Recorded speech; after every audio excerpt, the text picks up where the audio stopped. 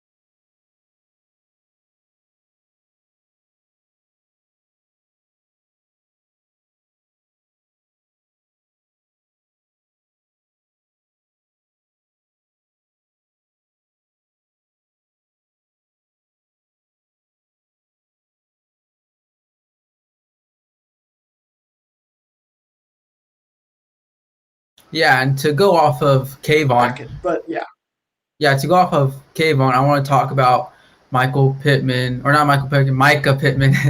My bad, Micah Pittman, Rowan McKinley, Spencer Webb, Mesa Funa, like these are all guys who got a lot of playing time last season and made the best of what they got. Now, Pittman, he had like 200, almost 230 yards, a couple touchdowns, but everything that he played, the Ducks were 7-0 in. And then McKinley, he led the team in interceptions, and also he was tied in the Pac-12 for most interceptions in the season. So, and that's just in his rookie season as a freshman. So that just tells you where his ceiling is going to be at. And Spencer Webb, he's going to be, he's basically the undisputed starter at the tight end spot. Him and Patrick Herbert, I see them splitting reps, but I see Webb starting. And then you have Funa, who he didn't really get like that much playing time, but when he was in, he always made an impact on the ball. You always saw him putting pressure on the quarterback. He got to the quarterback. He had I think like 4 sacks, 26 total tackles. So he's a force to be reckoned with. And him and Thibodeau, it's gonna be fun to see. yeah. Every all those names you brought up, every single one of them, I can see those highlights that they made last year. They weren't just bench players last year that are trying to jump into a starting role, but they were valuable pieces even in their freshman year. I mean, Verone McKinley. You're talking about all those interceptions as a freshman, already at the top of the Pac-12 leaderboards. You talk about Mace Funa, plenty of sacks. When he was on the field, he was, a valuable contributor to a great defense. Micah Pittman absolutely is going to be important to this offense because this offense is going to need playmakers. And it's going to need more than just wide receivers that are able to make grabs, but wide receivers that are able to make really difficult grabs and make some big yards after catch. And a lot of that is going to lie on Spencer Webb and Micah Pittman as two dominant pass catchers that not just are going to make those big plays, but can bring that consistency for whoever Oregon's quarterback will be to rely on as well. Both of them really important pieces. And it just goes to show how deep this Oregon roster is that you've got this big list of freshmen you put together that are all contributors last year and expect to be big contributors to Oregon's success this year. And they're just sophomores.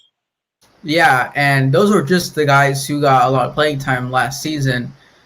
I want to talk about some guys who really didn't get that much playing time or redshirted. They didn't get any playing time at all. And some of these names are going to be Sean Dollars. He's a running back, even though we know the three-headed monster of Verdell, Bibilikio, and Dye.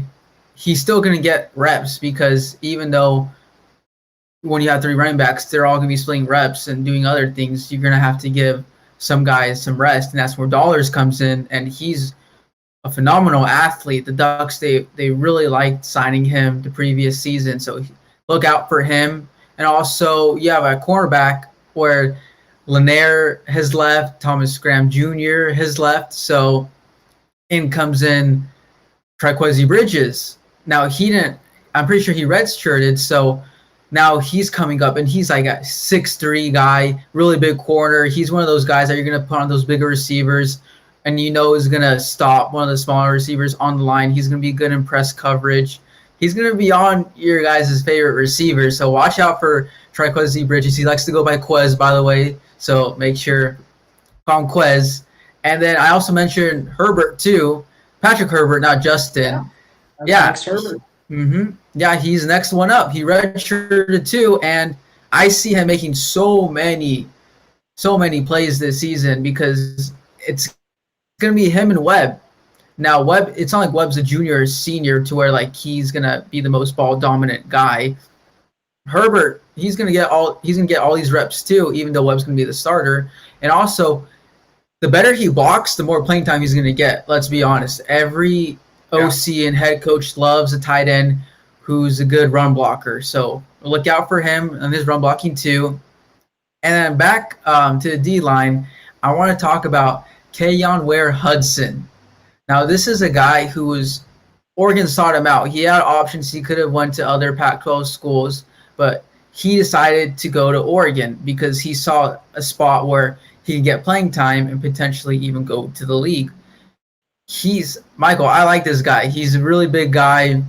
He's fast off the edge too. You can put him anywhere on the defensive line. He's gonna put pressure along with Funa and Thibodeau. And then I want to talk about one of the offensive linemen that I think is gonna be a starter. I don't know for a fact if he is or not, but that's gonna be Cole Young. Now he redshirted, excuse me, last season too, and he's like a 6'5" guy, really big. He's a raw talent, and Cristobal, he's an offensive line coach, so he's gonna like him a lot. He's gonna be able to craft him into the perfect tackle. He's probably gonna be. I see him as a left side tackle just because of how big he is. He's gonna be that blind side guy for the quarterback that whoever is that quarterback is gonna have to trust. So, Ducks fans, look out for Cole Young. Izzy, I love it. I mean, he's pulling names out of hats, and that's what we're Yeah, talking about. Is there's so many freshmen that were contributors last year, and you're just throwing in a whole list and a whole group of guys that were not on the field last year that were redshirted that could just come in and make a sneaky big impact, and it's at every position. You're talking about Herbert, the tight end. You're talking about Quez on the outside. You're talking about offensive linemen. It is all over the board that Oregon has just athletes too. I mean, really good athletes that you're just excited to see what Mario Cristobal can mold them into, and whether that redshirt year is going to give them sort of this development, these skills that us as fans and Oregon fans haven't seen yet that could really blow us away. I'm curious to see with Joe Moorhead in the tight end situation how often he likes to use two tight ends and how often perhaps Spencer Webb and Justin Herbert will both be on the field. you mean Patrick, Or right? yeah, oh my gosh, yeah. Justin Herbert, farewell, Chargers quarterback now. Patrick Herbert.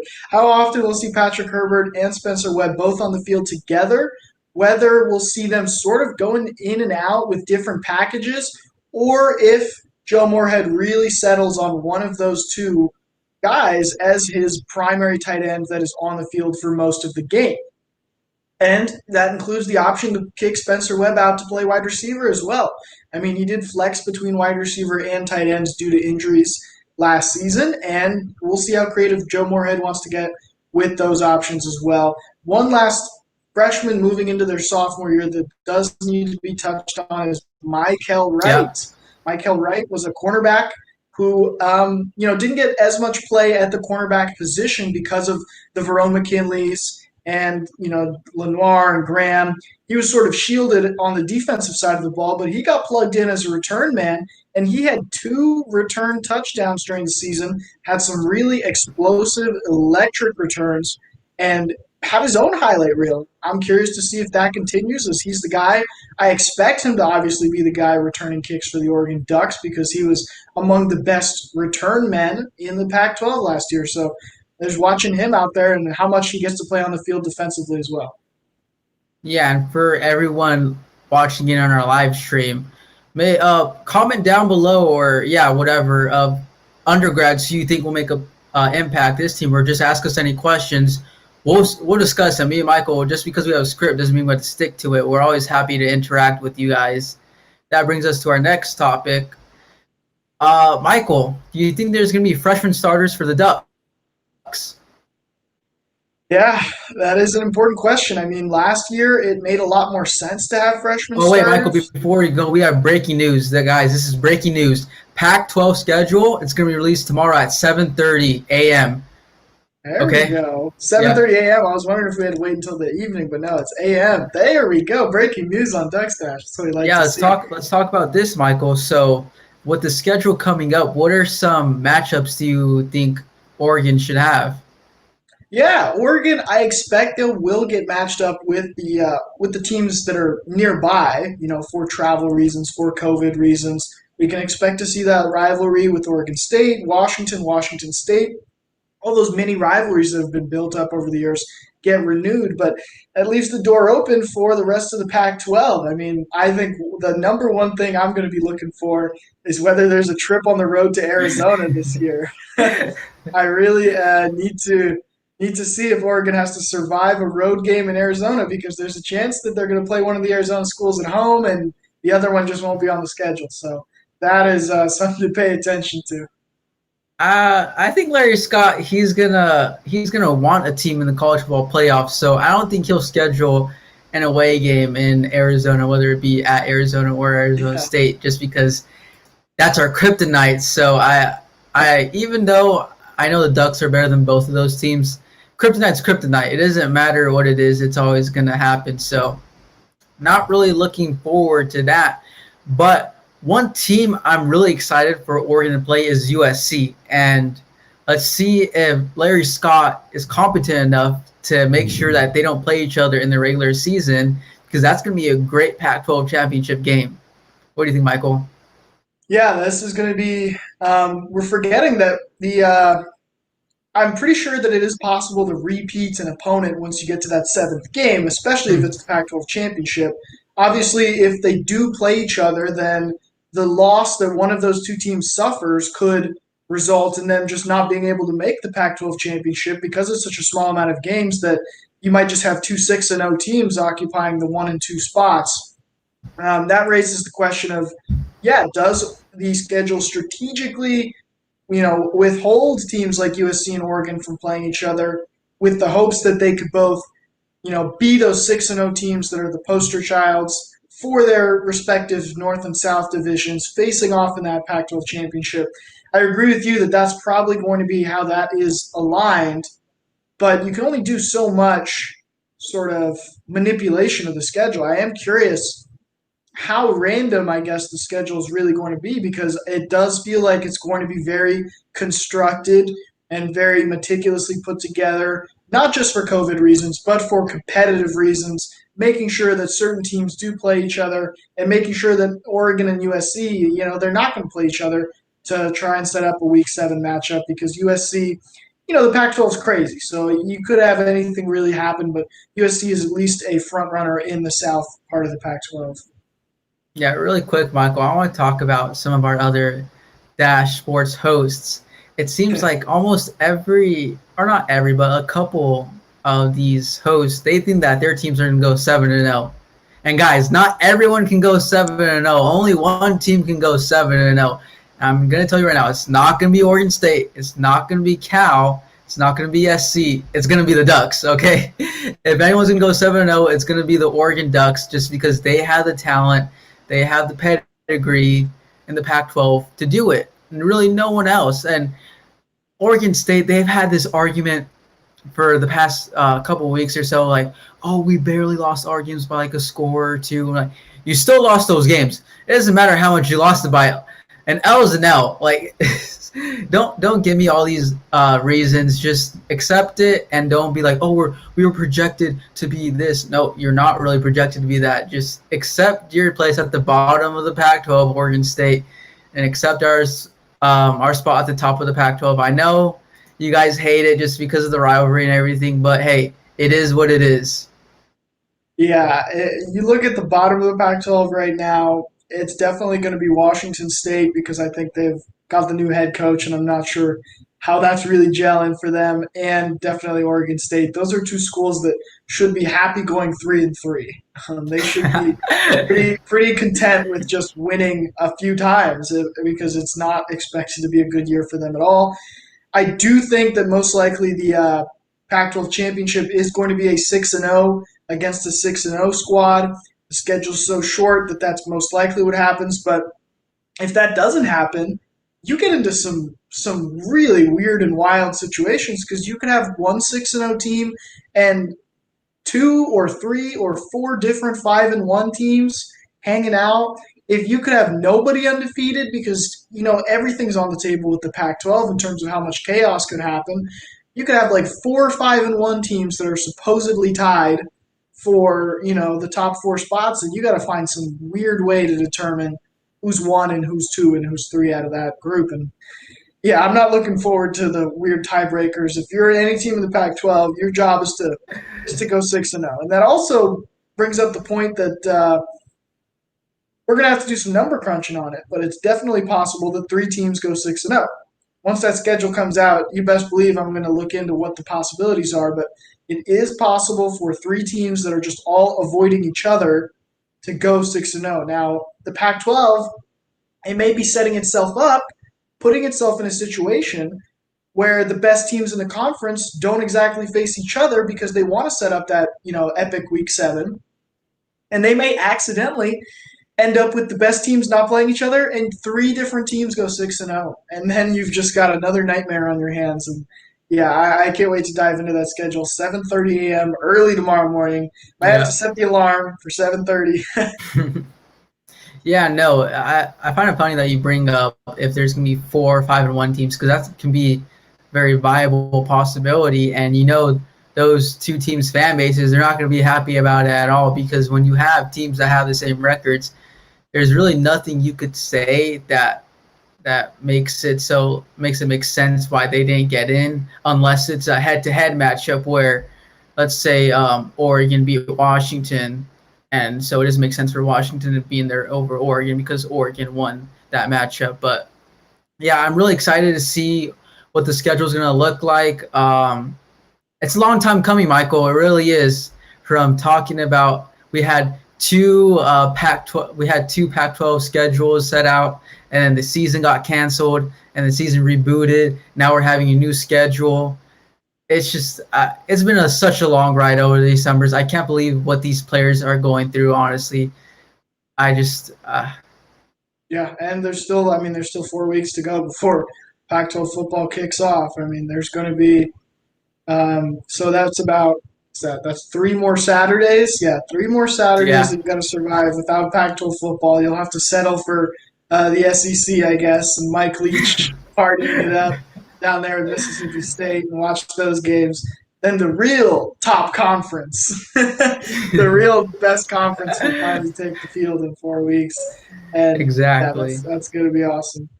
Yeah, they don't call us the Conference of Champions for no reason, That's guys. right. I forgot to mention it. The Conference of Champions. I need that to be like a poster. I need that on my wall. Conference of Champions. And another thing that I just realized is I'm going to be really curious if they do play one of those better teams, the Washingtons, the USCs, the teams that expect to do really well this year and have a lot of seniors sticking around.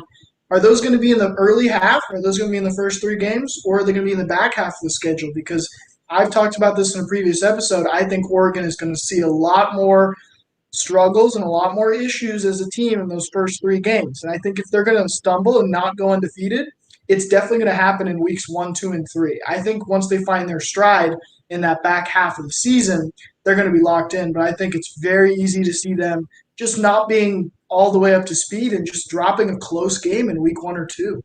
And that just goes to show who they play. Yeah, and how they do the schedules. We usually get Oregon State being our last game, so I see them being the 6th game. But for those first 2 games, you brought up an interesting point, and that makes me think if we do play SC, it might be the first game of the season to intrigue all these football fans and be like, oh, Oregon SC, first game of the Pac-12, like everyone's going to want to watch that. or even a Oregon Washington game one, week one type of thing. So it's gonna be interesting what they do with this. I'm really excited for it. It's about time. They've been taunting us for the past week after they announced the comeback, the restart of the season. So Yeah. I'm really excited, and that brings us talking about being excited. Well, not really excited. This is kind of sad, but I'm excited for him. What does it mean with the for the Ducks with Javon Holland's departure? Yeah, I was joking before the show that this is our third straight week on the Javon Holland train. Hollywood Vaughn. First week was should he leave? Second week was should he leave now that the season is actually Yeah, happening? And then what are the other players going to come back? Now we get a little bit more clarity. Javon Holland is going to be departing, focusing on the NFL draft. And obviously, with just the silence on the issue means that we feel pretty confident as well. Penei Sewell, Diamador Lenore, Thomas Graham Jr., they're probably sticking with their decisions. These are all guys that are just heading to the NFL. I mean, they want to play on Sundays. They want to put all their energy towards that. And it's a lot easier for them to do this with how last season went. It may be a different conversation if they fell short in like the Pac-12 championship, for example, but instead they got that Pac-12 crown and they added the Rose Bowl to it. They had a really remarkable and a really much better season than Oregon fans were expecting, and it was just such a storybook ending for them that it really makes it easy to step away and just be happy with what you've accomplished. Now that we finally arrived at this point, Izzy, we got to talk about what these defensive backs are going to look like for Oregon. Without Javon Holland and two senior cornerbacks, you're sort of you got a whiteboard, you're wiping it off, and you're starting fresh. You're writing a bunch of new names in there. And yeah. it's one And thing to lose before players that were seniors, but we you're get into losing that guys that real were quick, supposed to be Michael, seniors. I wanna address these Yeah. these haters. These haters. My first article for Sports Pac-12. Everyone's like, "Are you kidding me? Are you serious? You must be a UW fan and all this. Like, this guy's a joke." I was right. Okay, that's all I'm gonna say. I was right. Y'all are wrong. Again, I'm undefeated. Don't come at me. Okay, just because you guys don't like my opinion doesn't mean you guys have to get salty about it. I'm always right, whether I think it's best for the Ducks or not. I was right. I said that was the best thing for him to do. He did it because it's for his family. It's not for the Ducks or anything. He has to think about his family and his future. So he did the best thing for himself. And going on to what you're saying, Michael, about who's going to replace all these guys, you have to remember, we saw Brady Breeze, and he did amazing in the Pac-12 championship Rose Bowl. Like, didn't he get defensive player of the game for the Rose Bowl, Michael? Pretty sure he did, and it was a Yeah, weird, incredible rise that he had in just those last couple of games. yeah. And then, so looking at cornerbacks, I think the two starting cornerbacks for Oregon is going to be Quez and this other guy, DJ James.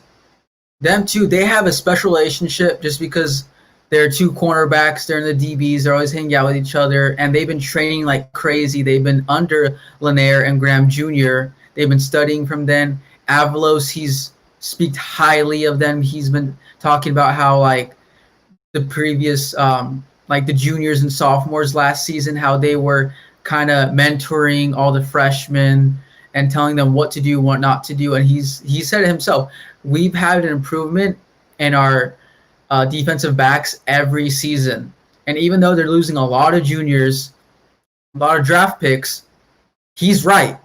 They might struggle in the beginning, but once they get into the flow of things, they become comfortable. Luckily, there's no fans, so they don't have to worry about all that noise. It's gonna be like kind of like 11 on 11s practice type of game, summer training type of stuff. So I feel like just because there's gonna be no fans, this is the perfect situation for new corners and a new safety. So I have Quez and DJ James starting at corner, and then at safety taking over for Holland, McKinley, obviously Yeah. McKinley, and then also we can't forget Micaiah Wright. Yeah. He did, yeah, he did great. So I see him splitting reps with Quez and James too. All these four guys I named, they're gonna do so good for this secondary. Like you're gonna see towards the end of the season how good these guys really are. Yeah, you're gonna see these guys really I agree with you that they definitely have the potential not to miss a beat and just slide right in and do a really good job because these guys aren't new to the program. They've been getting lots and lots of practice reps. They've been practicing all summer. They've been molded. They know Andy Avalos' scheme.